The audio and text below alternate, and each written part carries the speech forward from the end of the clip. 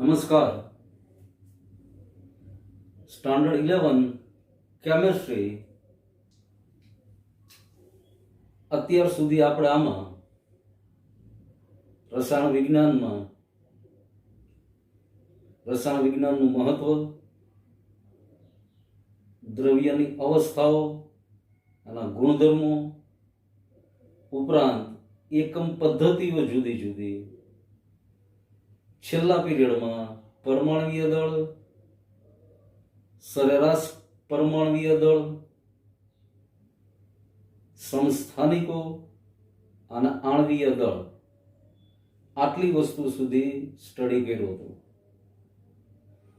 રાસાયણિક સંયોગીકરણના નિયમો સમજવા માટે, બરાબર રીતે સમજવા માટે આ બધો સ્ટડી આપણે કર્યો છે. અમુક વસ્તુ ટેક્સ્ટ બુકમાં પછીથી આપી છે, રાસાયણિક સંયોગીકરણના નિયમો પછી આપણે એને પહેલા થોડીક સમજી લીધી. હવે જે તે સંયોજન કે અણુ આપણને આપ્યું હોય એનું આણવીય દળ, મોલેક્યુલર માસ કેવી રીતે શોધી શકાય આપણે ગયા લેક્ચરમાં જોઈ ગયા. અત્યારે આપણે એવા જ અમુક સંયોજનો કે અણુઓ જેનું મોલેક્યુલર માસ આણવીય દળ શોધીશું, અને એ આણવીય દળ શોધ્યા પછી દરેક તત્વનું પર્સન્ટેજ વાઇઝ પ્રમાણ, ટકાવારી પ્રમાણ જે તે અણુ કે સંયોજનમાં કેટલું છે એ સમજશું.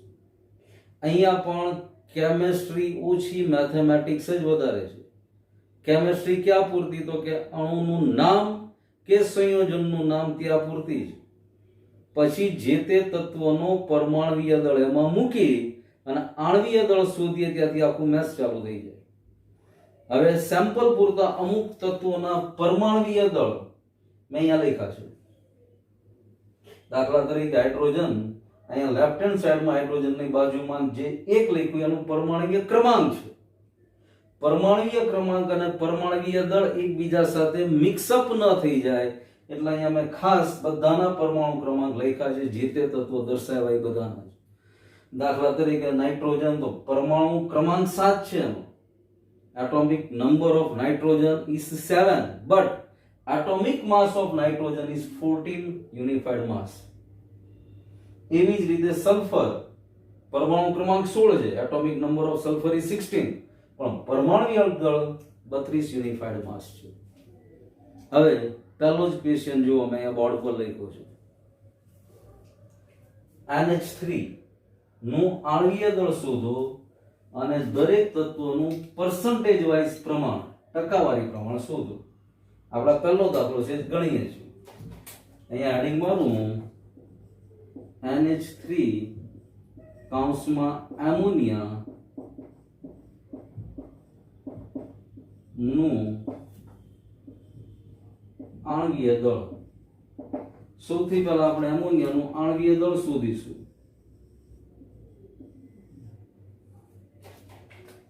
NH3 નું આણવીય દળ ઇઝ ઇક્વલ ટુ, નાઇટ્રોજનના પરમાણુની સંખ્યા 1 છે એટલે પહેલા એક બ્રેકેટ પ્લસ હાઇડ્રોજનના પરમાણુની સંખ્યા 3 છે બ્રેકેટ. નાઇટ્રોજનનું પરમાણવીય દળ 14 યુનિફાઈડ માસ, અહીંયા બ્રેકેટમાં 14 પ્લસ હાઇડ્રોજનનું પરમાણવીય દળ 1 unified mass is equal to 14 plus 3, 17 unified mass. આમ એમોનિયાનું આણવીય દળ આપણને મળ્યું 17 યુનિફાઈડ માસ.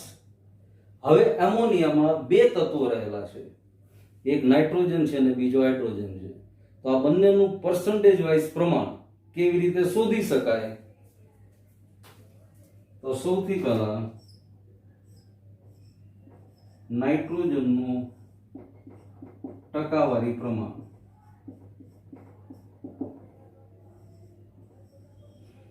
હવે આની માટે એક સિમ્પલ સૂત્ર છે, જો કે પછી બહુ ઈઝીલી થોડીક પ્રેક્ટિસ પછી તમે ફટાફટ ગણતરી કરતા થઈ જશો.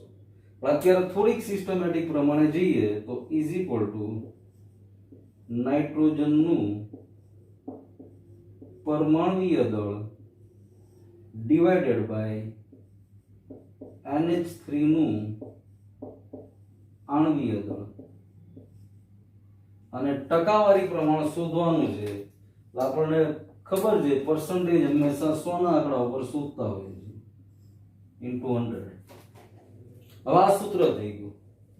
કોઈ પણ તત્વનું પર્સન્ટેજ વાઇઝ પ્રમાણ શોધવા માટેનું આ સિમ્પલ સૂત્ર થઈ ગયું. જે તત્વનું ટકાવારી પ્રમાણ શોધવાનું હોય એ અંશમાં છેદમાં કયા સંયોજનમાં કે કયા અણુમાં એ તત્વ રહેલું છે. તો આપણે પર્ટિક્યુલર એમોનિયાની વાત કરીએ છીએ તો એમોનિયાનું આણ્વીય દળ ઇન્ટુ 100. હવે નાઇટ્રોજનનું પરમાણુય દળ 14 AMU ડિવાઇડેડ બાય એમોનિયાનું આણ્વીય દળ મળ્યું 17 યુનિફાઈડ માસ એને ગુણ્યા 100.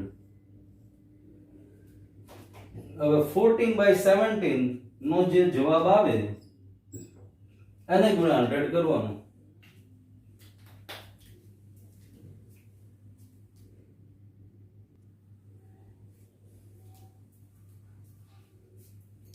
હવે 14/17.823 into 100. અહીંયા બરાબર માર્ક કરો. નાઇટ્રોજનનું પરમાણુય દળ 14 યુનિફાઈડ માસ, એમોનિયાનું આણ્વીય દળ 17 યુનિફાઈડ માસ. અહીંયા બંનેના યુનિફાઈડ યુનિફાઈડ માસ એકમ કટ થઈ જાય એટલે 14/17 is equal to 0.823 multiplied by 100 is equal to 82.3%. મતલબ એમોનિયા અણુની અંદર NH3 માં નાઇટ્રોજનનું પ્રમાણ 82.3% છે. એમોનિયાના અણુમાં નાઇટ્રોજનનું પ્રમાણ 82.3% છે.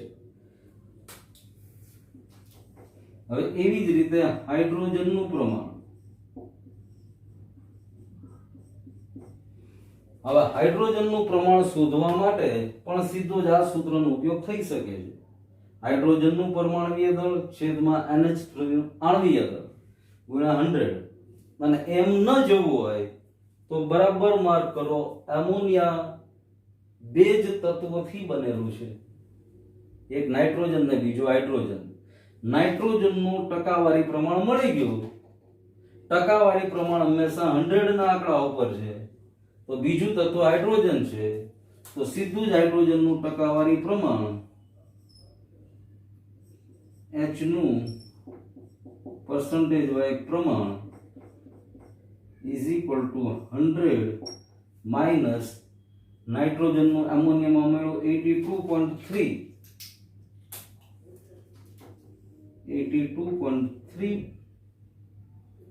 is equal to 100 minus 82.3 minus કરો 0.17 percentage. 7 ને 3 10 શું બરાબર છે. માટે હાઇડ્રોજનનું ટકાવારી પ્રમાણ NH3 ના અણુમાં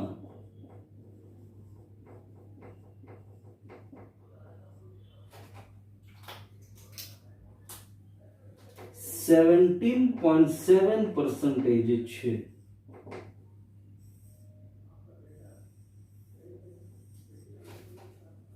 આમ એમોનિયા અણુ બે તત્વોનો બનેલો છે, એક નાઇટ્રોજન ને બીજો હાઇડ્રોજન. નાઇટ્રોજનનું ટકાવારી પ્રમાણ 82.3, હાઇડ્રોજનનું ટકાવારી પ્રમાણ 17.7. તો આવી રીતે જે તે અણુ કે જે તે સંયોજનનું ટકાવારી પ્રમાણ સહેલાઈથી શોધી શકાય. ક્યારેક ટકાવારી પ્રમાણ 19.999 સમથિંગ કે 100.000123 સમથિંગ આવી શકે. એટલે એમાં બહુ તકલીફમાં નહીં મુકાઈ જવાનું આપણે, કારણ કે ઘણા બધા ભાગાકાર એવા હોય છે કે જે આગળ ને આગળ ચાલતા જ હોય.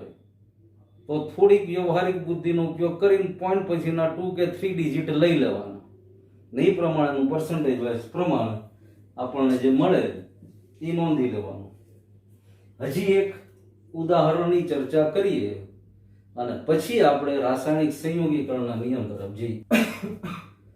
સલ્ફ્યુરિક એસિડ H2SO4 નું મોલેક્યુલર માસ આણ્વીય દળ શોધી અને દરેક તત્વનું ટકાવારી પ્રમાણ સલ્ફ્યુરિક એસિડમાં કેટલું છે એ આપણે શોધીએ. સૌથી પહેલા સલ્ફ્યુરિક એસિડનું આણ્વીય દળ. તો પહેલું તત્વ હાઇડ્રોજન, પણ હાઇડ્રોજનના પરમાણુની સંખ્યા 2 બ્રેકેટ પ્લસ બીજું તત્વ સલ્ફર, સલ્ફરના પરમાણુની સંખ્યા 1 બ્રેકેટ પ્લસ ત્રીજું તત્વ ઓક્સિજન, પરમાણુની સંખ્યા 4 અને બ્રેકેટ. હવે આ બ્રેકેટમાં જે તે તત્વનું પરમાણુય દળ મૂકવાનું. હાઇડ્રોજનનું પરમાણુય દળ 1, સલ્ફરનું પરમાણુય દળ 32 અને ઓક્સિજનનું પરમાણુય દળ 16 યુનિફાઈડ માસ. હવે આને સાદુરૂપ આપી દઈએ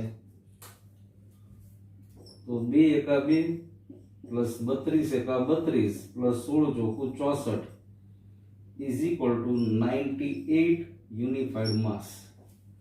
તો સલ્ફ્યુરિક એસિડનું આણ્વીય દળ 98 યુનિફાઈડ માસ મળ્યું. હવે પર્સન્ટેજ વાઇઝ પ્રમાણ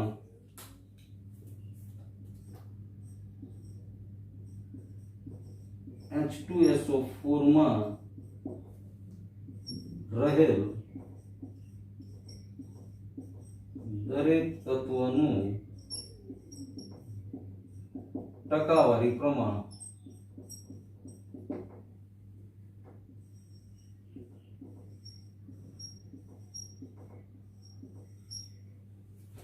સૌથી પહેલું તત્વ હાઇડ્રોજન ના ટકાવારી પ્રમાણમાં જઈએ તો અહીંયા એડિંગ મારું H નું પર્સન્ટેજ પ્રમાણ is equal to, હમણાં જ સૂત્ર જોયું આપણે, H નું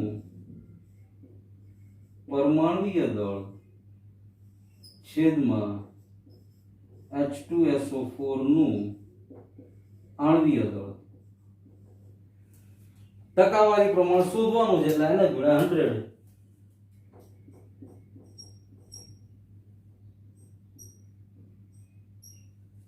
હવે હાઇડ્રોજનનું પરમાણુય દળ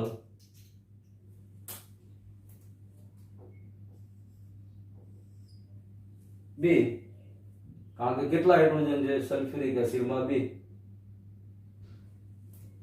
સલ્ફ્યુરિક એસિડનું આણ્વીય દળ મળ્યું 98 યુનિફાઈડ માસ, એને ગુણ્યા 100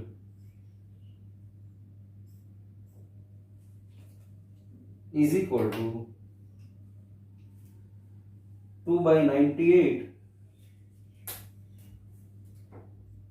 1/49 गुणा 100 is equal to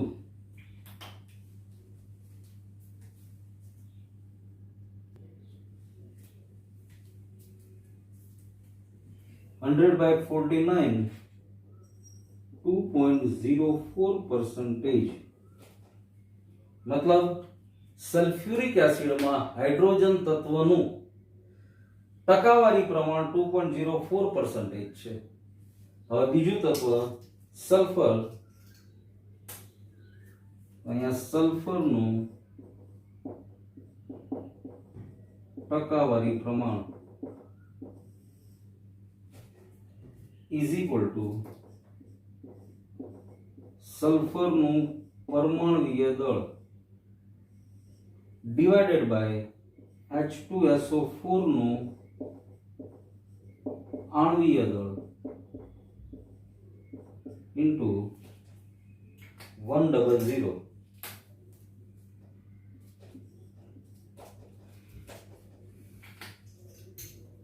સલ્ફરનું પરમાણુય દળ 32. સલ્ફ્યુરિક એસિડમાં સલ્ફરનો એક જ પરમાણુ છે એટલે 32 એકા 32 ડિવાઇડેડ બાય સલ્ફ્યુરિક એસિડ નું આણ્વીય દળ મળ્યું 98 એને ગુણ્યા 100 is equal to 3200 divided by 98 is equal to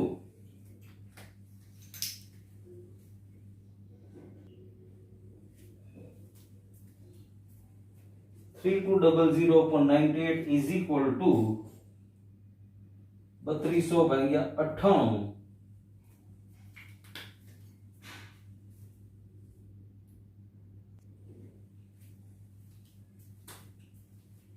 is equal to 32.65%. આમ સલ્ફ્યુરિક એસિડમાં સલ્ફરનું પરસેન્ટેજ વાઇઝ પ્રમાણ 32.65% છે. હવે ઓક્સિજન ત્રીજું તત્વ, સલ્ફ્યુરિક એસિડ ત્રણ તત્વથી બનેલું છે, હાઇડ્રોજન, સલ્ફર અને ઓક્સિજન. બેનું મળી ગયું. હવે ત્રીજાનું શોધવું હોય આ પદ્ધતિથી પણ જઈ શકાય અને આની પહેલા જે એમોનિયાનું શોધ્યું એમ પણ શોધી શકાય, કારણ કે ત્રણ તત્વનું બનેલું છે, બે તત્વના મળી ગયા. આ બંનેનો સરવાળો કરી 100 માંથી માઇનસ કરો એટલે સીધું ઓક્સિજનનું મળે, પણ આપણે ઓક્સિજનનું પણ આવી જ રીતે શોધીએ. ઓક્સિજનનું પરસેન્ટેજ વાઇઝ પ્રમાણ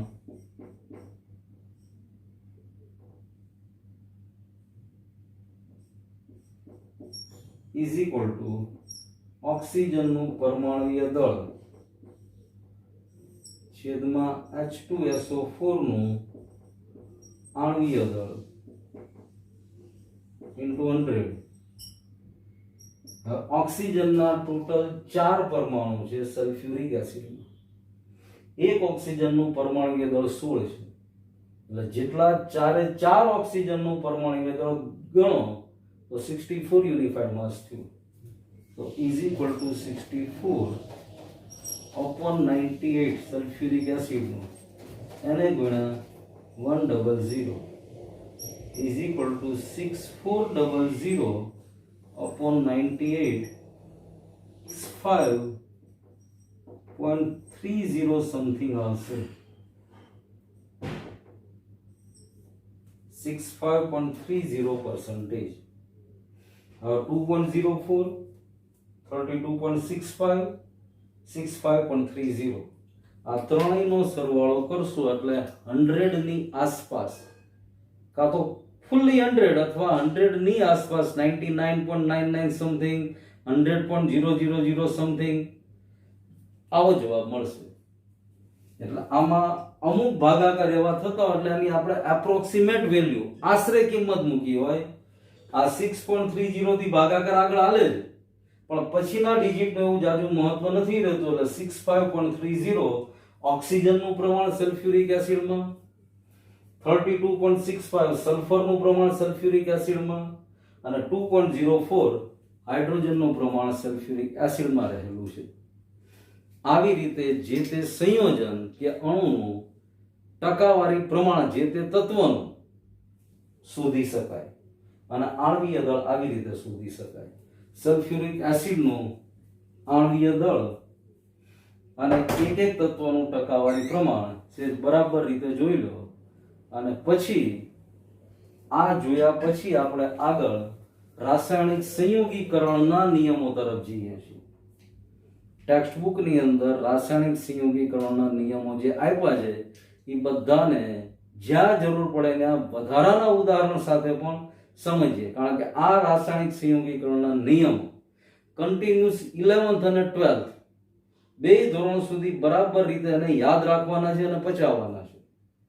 એટલે આ સલ્ફ્યુરિક એસિડનું બરાબર છે સ્ટડી કરી લો, પછી રાસાયણિક સંયોગીકરણના નિયમમાં જઈએ છીએ. આનો પહેલો નિયમ આપણે ભણીએ છીએ, જે નિયમનું નામ છે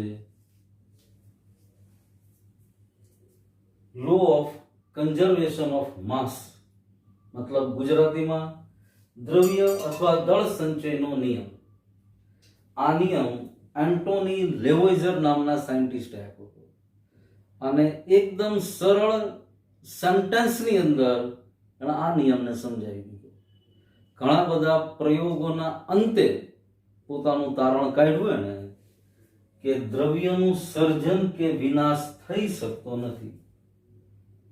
સિમ્પલ સેન્ટેન્સ, પણ આ સેન્ટેન્સ આપણને રસાયણ વિજ્ઞાનની ભાષામાં ઘણું બધું સમજાવી જાય છે. દ્રવ્યનું સર્જન કે વિનાશ થઈ શકતો નથી. આજે પ્રક્રિયકમાં જે કાંઈ પ્રક્રિયકો લીધા એનું જે કાંઈ દ્રવ્ય આપણને મળે, દ્રવ્ય એટલે માસ. જો પરમાણુય દળ અને આણ્વીય દળ જાણતા થઈ ગયા આપણે, આ એટલા માટે જ ભણ્યા આપણે પહેલા. એટલે પ્રક્રિયકની અંદર જે કાંઈ દ્રવ્યમાન છે, જે કાંઈ માસ છે, પછી પ્રક્રિયકોની સંખ્યા એક કરતા વધારે હોય, 2 હોય કે 3 હોય, તો બધાનું માસ ભેગું, અને એની પ્રક્રિયા થઈને જે નિપજ મળવાની છે, તો આ નિપજની અંદર માસ જે મળશે, દ્રવ્યમાન જે મળશે, એનો ટોટલ મારશો તો પ્રક્રિયકના માસ જેટલું પ્રક્રિયકના દ્રવ્યમાન જેટલું જ હોય. અને આ નિયમ આપ્યો લેવોઇઝરે. આ નિયમને કહેવાય દળ સંચય અથવા દ્રવ્ય સંચયનો નિયમ. હવે આ નિયમની સરખામણી થર્મોડાયનેમિક્સના નિયમો આપણે જ્યારે ભણશું ત્યારે ઉર્જા સંરક્ષણનો નિયમ આવશે. અને કદાચ ઉર્જા સંરક્ષણ શબ્દ તમે ભૂતકાળમાં ભણીને પણ આવ્યા છો. ઉર્જાનું સર્જન કે ઉર્જાનો નાશ નથી. બ્રહ્માંડમાં ઉર્જા અચળ છે અને ઉર્જા સંરક્ષણનો નિયમ કહેવાય. એવી જ રીતે આ દળ સંચયનો નિયમ કે દ્રવ્યનો વિનાશ કે સર્જન થઈ શકતો નથી. એટલે દળ સંચયનો નિયમ આપનાર વૈજ્ઞાનિક લેવોઇઝર, અને એનું સેન્ટેન્સ છે દ્રવ્ય કે દળનું સર્જન કે વિનાશ થઈ શકતો નથી. આમાં બીજા ઉદાહરણની જરૂર નથી, કારણ કે આની પછીના જે કંઈ નિયમો ભણશું એમાં આ નિયમનું પાલન થાય જ. એટલે પહેલો નિયમ રાસાયણિક સંયોગીકરણનો ભણ્યા આપણે, દળ સંચયનો નિયમ. હવે બીજો નિયમ જેને નિશ્ચિત પ્રમાણનો નિયમ અને અંગ્રેજીમાં લો ઓફ ડિફાઇનાઇટ પ્રોપોર્શન, નિશ્ચિત પ્રમાણ ઉપરાંત નિશ્ચિત સંરચનાના નિયમ તરીકે પણ ઓળખાય છે. આ નિયમ આપનાર વૈજ્ઞાનિક હતા જોસેફ પ્રાઉસ્ટ. જોસેફ પ્રાઉસ્ટે કોપર કાર્બોનેટ એની ઉપર પ્રયોગો કરી અને આ નિયમનું તારણ આપ્યું હતું. કોપર કાર્બોનેટ કુદરતમાંથી જે મળી આવે છે એનો અભ્યાસ કર્યો અને કોપર કાર્બોનેટને સિન્થેસિસ કરીને, મતલબ સંશ્લેષિત કરીને બનાવેલો કોપર કાર્બોનેટ અને કુદરતમાંથી મળેલો કોપર કાર્બોનેટ, આ બંનેની અંદર કોપરના પર્સન્ટેજ, કાર્બનના પર્સન્ટેજ અને ઓક્સિજનના પર્સન્ટેજ. કોપર કાર્બોનેટ એટલે બરાબર માર્ક કરો કેટલા તત્વોથી કોપર કાર્બોનેટ બન્યું હોય.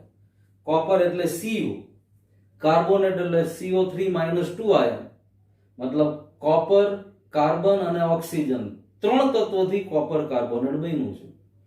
એટલે એણે સૌથી પહેલા કુદરતમાંથી જે કોપર કાર્બોનેટ મળ્યું શુદ્ધ સ્વરૂપનું, એમાં કોપરના પર્સન્ટેજ તપાસ્યા, કાર્બનના પર્સન્ટેજ તપાસ્યા અને ઓક્સિજનના પર્સન્ટેજ તપાસ્યા.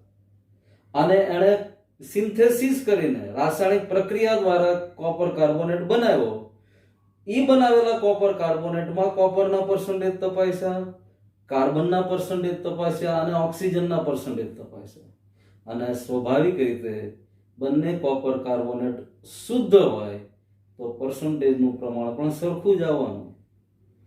તો આવા જે કાંઈ ઉદાહરણો કુદરતમાંથી મળી આવે સંયોજન કે કૃત્રિમ રીતે સંયોજન બનાવવામાં આવે, એનું તત્વનું ટકાવારી પ્રમાણ હંમેશા જળવાય છે. હવે યાદ કરો આપણે સંયોજન કે અણુમાં રહેલા તત્વોનું ટકાવારી પ્રમાણ કેમ શોધાય હમણાં જ ભણ્યા, અને એ વસ્તુ અહીંયા આપણને કામ લાગશે સમજવા માટે. હવે ડિટેલમાં જોઈએ. નિયમ આપનાર વૈજ્ઞાનિક જોસેફ પ્રાઉસ્ટ. નિયમનો સમાનાર્થી શબ્દ નિશ્ચિત સંરચનાનો નિયમ. નિયમ શું છે? તો અહીંયા બ્લુ પેનથી મેં લખ્યું છે, આપેલ સંયોજન હંમેશા વજનથી સરખા પ્રમાણમાં તત્વો ધરાવે છે. આપેલ સંયોજનો હંમેશા વજનથી સરખા પ્રમાણમાં તત્વો ધરાવે છે. કોપર કાર્બોનેટના ઉદાહરણ દ્વારા પ્રોસ્ટ નામના સાયન્ટિસ્ટે સમજાવ્યું હતું. પણ આપણે એક બીજું ઉદાહરણ પણ જોઈએ છીએ. જો નીચે મેં બે પ્રક્રિયાઓ લખી છે. એક પ્રક્રિયા કાર્બન અને ઓક્સિજન આ બંને તત્વો વચ્ચે પ્રક્રિયા થઈ અને કાર્બન ડાયોક્સાઇડ વાયુ બન્યો, CO2 ગેસિયસ ફોર્મ. અને બીજી રીતે કાર્બન ડાયોક્સાઇડ વાયુ મેળવ્યો એ કેલ્શિયમ કાર્બોનેટના દહનથી. કેલ્શિયમ કાર્બોનેટને ચોક્કસ ટેમ્પરેચરે ગરમ કર્યું એટલે કેલ્શિયમ ઓક્સાઇડ અને કાર્બન ડાયોક્સાઇડ વાયુ મળ્યા. હવે આ જે કાર્બન ડાયોક્સાઇડ કેલ્શિયમ કાર્બોનેટના દહનથી મળ્યો અને બીજો કાર્બન ડાયોક્સાઇડ વાયુ કાર્બન અને ઓક્સિજનની પ્રક્રિયાથી મળ્યો, તો આ બંને CO2 માં કઈ ફેરફાર હોય? બંને CO2 સરખા છે. બંને CO2 માં રહેલા કાર્બનનું પ્રમાણ અને ઓક્સિજનનું પ્રમાણ સરખું જ છે. આને નિશ્ચિત પ્રમાણનો અથવા નિશ્ચિત સંરચનાનો નિયમ કહેવાય. હજી એકાદું ઉદાહરણ જોઈએ તો વરસાદનું પાણી જે પડે છે, પ્યોર H2O. ના, હવે લેબોરેટરીમાં H2O બનાવ્યો કોઈ પણ પ્રક્રિયાથી, હાઇડ્રોજન ઓક્સિજનના પ્રક્રિયાથી બનાવ્યો કે તટસ્થીકરણની પ્રક્રિયાથી ક્ષાર અને પાણી છૂટું પડ્યું, આવી પ્રક્રિયા આપણે ભણી ગયા છે. તો એમાં જે પાણી છૂટું પડ્યું H2O અને વરસાદનું પાણી, તો આ બંનેની અંદર હાઇડ્રોજન અને ઓક્સિજનનું ટકાવારી પ્રમાણ સરખું જ હોય. વરસાદ શુદ્ધ H2O આપે છે, સિવાય કે એસિડ વર્ષા કે એની વાત અહીંયા નથી લાવવાની આપણે. આવું સાંભળતા ઘણાના મનમાં પાછો પ્રશ્ન થાય, સાહેબ એસિડ વરસાદ પડ્યો હોય તો વસ્તુ બદલાઈ જાય છે આખી. તો આની અંદર અમુક વાયુઓ ભેગા થઈ ગયા છે પાણીમાં, પણ આપણે શુદ્ધ વરસાદની વાત કરીએ છીએ. એટલે જે શુદ્ધ H2O મળ્યો, પછી એ વરસાદ હિન્દુસ્તાનમાં પડે કે અમેરિકામાં પડે, અમેરિકામાં પડે એટલે ધોળો વરસાદ ન થઈ જાય. આપણી જેમ જ H2O ને પડવાનું છે વરસાદના પાણીમાં. તો એ H2 હોય કે આ H2 હોય અથવા લેબોરેટરીમાં બનાવેલું પાણી હોય, એમાં હાઇડ્રોજન ને ઓક્સિજનનું ટકાવારી પ્રમાણ નિશ્ચિત હોય છે. હવેની ડેફિનેશન ફરી એકવાર જો, આપેલ સંયોજન હંમેશા વજનથી સરખા પ્રમાણમાં તત્વો ધરાવે છે. દાખલા તરીકે CO2 બનાવ્યો હોય C વત્તા O2 થી, કે CO2 બનાવ્યો હોય કેલ્શિયમ કાર્બોનેટ થી, પણ જે રીતે CO2 બન્યો એનું વજનથી સરખા પ્રમાણમાં જ તત્વો ધરાવે. તો આ નિયમને નિશ્ચિત પ્રમાણનો અથવા નિશ્ચિત સંરચનાનો નિયમ કહેવાય. આજના આ પીરિયડમાં આપણે માત્ર બે જ રાસાયણિક સંયોગીકરણના નિયમો ભણીએ છીએ. આની પછીના પીરિયડમાં બાકીના રાસાયણિક સંયોગીકરણના નિયમો આપણે ભણીશું. પણ બાકીના નિયમો ભણીએ એની પહેલા બે નિયમો બરાબર રીતે સમજવાના, જુદા જુદા ઉદાહરણોને મગજમાં રાખીને સમજવાના, અને આણ્વીય દળ કેમ શોધાય, આણ્વીય દળ શોધાઈ ગયા પછી એ સંયોજન જે તત્વોમાંથી બનેલું છે એ તત્વોનું ટકાવારી પ્રમાણ કેમ શોધાય, આટલું આજના દિવસમાં મતલબ આ પીરિયડના અંતે તમારે બરાબર સ્ટડી કરવાનો છે. અને આ સ્ટડીમાં કોઈ જગ્યાએ અટકો તો ચોક્કસ ફોન કરી શકો છો. આને લગતું જ હોમવર્ક આજે તમને મળશે. પણ હવે આ બધું ધીરે ધીરે આપણું પ્યોરલી કેમેસ્ટ્રી શરૂ થઈ ગયું. અત્યાર સુધી શું બધું મિક્સઅપ હતું, પણ આ મેથેમેટિક્સનો ઉપયોગ તો આખા કેમેસ્ટ્રીમાં ગમે ત્યારે આવવાનો, પણ આ સંપૂર્ણ કેમેસ્ટ્રી અને આ સંયોગીકરણના નિયમો, આની પહેલા તમને કીધું તેમ 11th 12th બંને ધોરણમાં આની સમજૂતી કાંઈ ને કાંઈ સ્વરૂપે આવ્યા કરશે. અને એ સમયમાં જો આ નિયમો તમને યાદ હશે તો આગળનું ભણવાની મજા પણ આવશે. આ નિયમ કંઈક અપવાદ પણ ધરાવે છે, પણ અત્યારે આપણે એની ચર્ચા નથી કરતા. જે આવશે ત્યાં વાત કરશું કે અમુક સંસ્થાનિકો કે એવી વસ્તુ આવતી હોય ત્યારે અમુક નિયમોમાં અપવાદ બની જાય, ત્યાં આગળ નિયમોનું પાલન ન પણ થતું એવું બને. પણ મોટા ભાગની પ્રક્રિયાઓ માટે બધું સાચું હોય છે. અને જ્યાં જ્યાં એવી વસ્તુ આવશે આગળ ઉપર ત્યારે આપણે એને નોંધશું પણ ખરા અને યાદ પણ કરશું કે જો ભાઈ નિશ્ચિત સંરચનાનો નિયમ પ્રાઉસ્ટ નામના સાયન્ટિસ્ટે આપ્યો તો નિયમ આ હતો, પણ આ પર્ટિક્યુલર પ્રક્રિયામાં આ નિયમ જળવાતો નથી. એવી ખાસ અપવાદરૂપ અમુક પ્રક્રિયા હોય ત્યાં આપણે ખાસ આને યાદ પણ કરશું.